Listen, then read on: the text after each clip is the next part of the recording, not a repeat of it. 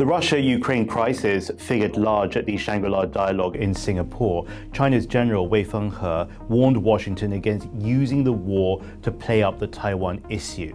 Is there a connection between the two? And if you were in Beijing now, what would you think would be their concern there? I don't believe there is a direct connection because the Ukrainian issue certainly is between two countries, while the Taiwanese issue is recognized by 181 countries to be China's domestic issues. But there is something similar. That is, the result of the war in Ukraine is because of the inexorable pressure of NATO on Russia. And again, in the Taiwan Strait, the United States has been, provoking China endlessly through closing surveillance, reconnaissance, ships visit through Taiwan Strait, sending arms to Taiwan, or even secretly sending people to train Taiwanese troops. So there is a similarity. But again, I believe these issues are different. Well, the backdrop to the tensions in the US-China relationship is the Indo-Pacific strategy that Washington is pushing to rally support from its allies in the region and what it describes as shaping China's external environment. Naturally, it's being seen by some as a policy of containment and encirclement, but do you agree?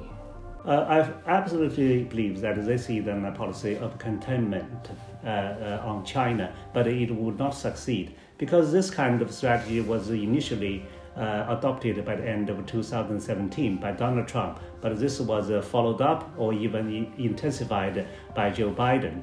China doesn't need to seek spheres of influence anywhere.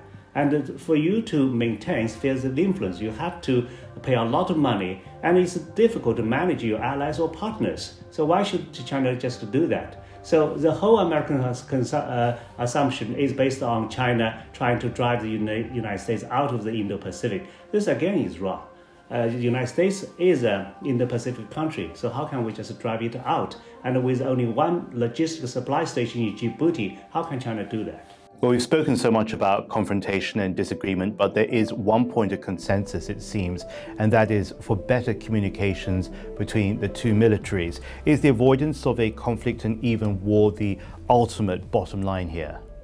If you look at the Cold War, the two enemies, the two superpowers, actually had a lot of confidence building measures, especially in nuclear field. But between China and the United States now, we only have three agreements.